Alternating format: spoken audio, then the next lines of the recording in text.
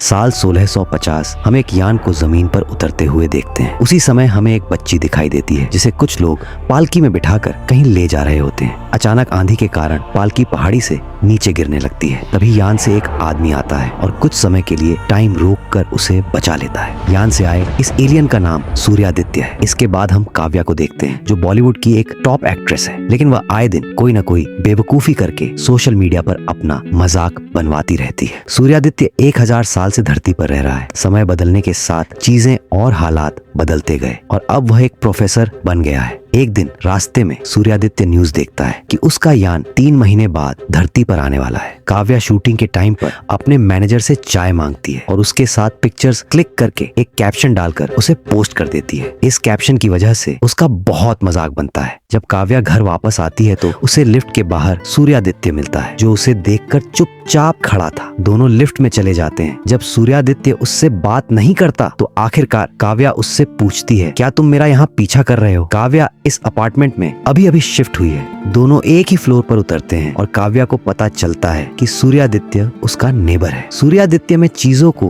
बारीकी से देखने और आवाजें सुनने की ताकत नॉर्मल इंसानों से कई ज्यादा है। काव्या अपने स्ट्रेस को रिलीज करने के लिए बाथरूम में गाना गा रही थी, लेकिन सूर्यादित्य उसकी आवाज अपने घर में सुन पा रहा था। वह बहुत इरिटेट होता है और उसे अच्छी खासी सुनाता है। वो काव्या को गुस्से में कहता है, तुम्हें गाना ही नहीं आता, तुम्हारी आवाज तो बिल्कुल बेसुरी है। ये सुनकर उसकी आंखों से आंसू बहने लगते हैं और उसी पल सूर्या के दिल में पहली बार उसके लिए एक नरम सा जज्बात जागता है। घर लौटकर उसे नींद नहीं आती। बेचैन होकर वह अपनी लाइब्रेरी में जाता है और कागज पर धरती पर अपनी जिंदगी के आखिरी 3 महीनों की कहानी लिखने लगता है। पिछले 1000 सालों से जब से वह इस धरती पर आया था, वह हर रात दिन भर की सारी बातें लिख लेता था। काव्या की फैमिली में उसकी मॉम, डैड और भाई होते हैं, लेकिन सब उससे दूर रहते हैं। काव्या की मॉम ने उसके डैड से पैसों की वजह से बहुत झगड़ा किया था। तभी से उसके डैड कोई नहीं जानता कहाँ गायब हो गए थे। काव्या की 2 को एक्ट्रेस होती हैं, आकांक्षा और अनु। आकांक्षा काव्या की स्कूल फ्रेंड है, लेकिन क्योंकि वह काव्या जैसी फेमस नहीं है तो दिल ही दिल में उससे जलती है और जब मौका मिलता है तो वह काव्या की जगह लेने में सफल भी हो जाती है। अनु और काव्या सेम लेवल की एक्ट्रेस होती हैं, इसलिए जहाँ भी वे मिलती हैं उनकी बहस तुरंत शुरू हो जाती है। फिर हम एयरपोर्ट पर हिरेन को देखते हैं जो फेमस बिजनेस मैन का बेटा है और काव्या और आकांक्षा का स्कूल फ्रेंड भी है। हिरेन स्कूल टाइम से ही काव्या को पसंद करता है, लेकिन काव्या ने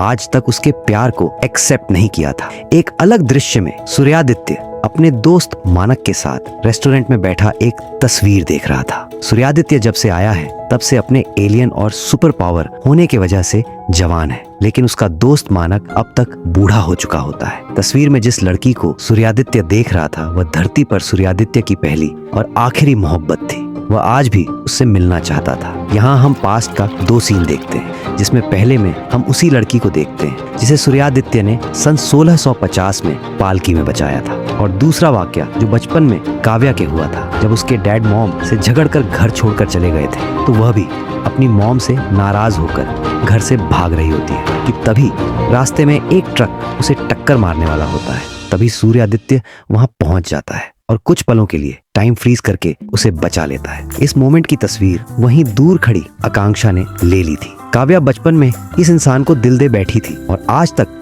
उसी का इंतजार कर रही थी, लेकिन आज के समय में ये दोनों एक दूसरे से अनजान होते हैं और एक दूसरे को ही कहीं ना कहीं ढूंढ रहे होते हैं। सूर्यादित्य को जिस लड़की की तलाश है वह काव्या है और काव्या को जिसकी तलाश है वह सूर्यादित्य है। मतलब इन दोनों का कनेक्शन तो बहुत समय से है। काव्या को जब भी मदद की जरूरत होती थी तो सूर्यादित्य अनजाने में ही सही, लेकिन उसकी मदद के लिए पहुंच जाता है, कभी मैनेजर बनकर और कभी लॉयर बनकर। क्योंकि वो पिछले 1000 सालों से धरती पर रह रहा है तो उसे हर प्रोफेशन का ज्ञान भी हो चुका होता है। एक दिन एक क्रूज शिप पर सभी लोग, काव्या, आकांक्षा, अनु, हिरेन और हिरेन का भाई अमित, किसी सेलिब्रिटी की वेडिंग सेरेमनी अटेंड करने जाते हैं, जहां बाथरूम में अनु और काव्या फिर से अचानक आमने सामने आ जाती है और उनके बीच एक बार फिर से बहस शुरू हो जाती है। उसके बाद अनु वहां से अमित के कमरे में चली जाती है। अनु अपना क्लच बाथरूम में ही भूल जाती है। उसके जाने के बाद काव्या की नजर जब क्लच पर पड़ती है तो वह उसे उठाकर वापस करने जाती है। वहां वह अनु और अमित की बातें सुनती है। ये दोनों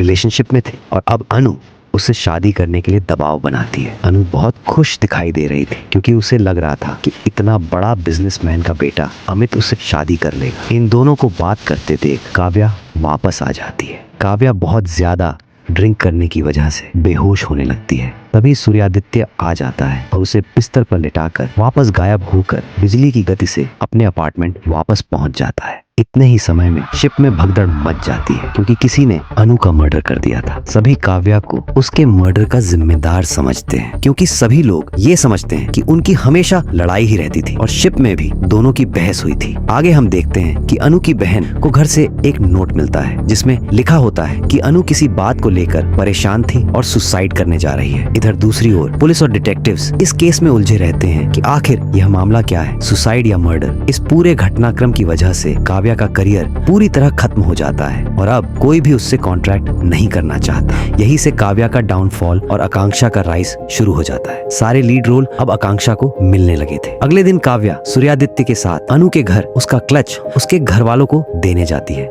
लेकिन वहां मौजूद लोग उसकी वैन पर चीजें फेंकते हैं और अनु की फैमिली उससे मिलने से मना कर देती है। फिर वो वापस अपने अपार्टमेंट की ओर निकल लेते हैं। सूर्यादित्य चूंकि हर जगह उसकी मदद करता है, तो जब वे लोग कार में अपने अपार्टमेंट की ओर लौटते रहते हैं, उससे रास्ते में काव्या कहती है, बताओ क्या तुम मेरे मैनेजर बनोगे? मैनेजर बनने की कितनी फीस लोगे? इस पर सूर्यादित्य जो उसकी कार ड्राइव कर रहा था कहता है, मैं तुम्हारा कोई मैनेजर नहीं हूँ। किसी गलतफहमी में मत रहना। दूसरे दिन काव्या को अपने अपार्टमेंट के बाहर अनु की खून से सनी हुई तस्वीर और एक मरा हुआ चूहा मिलता है।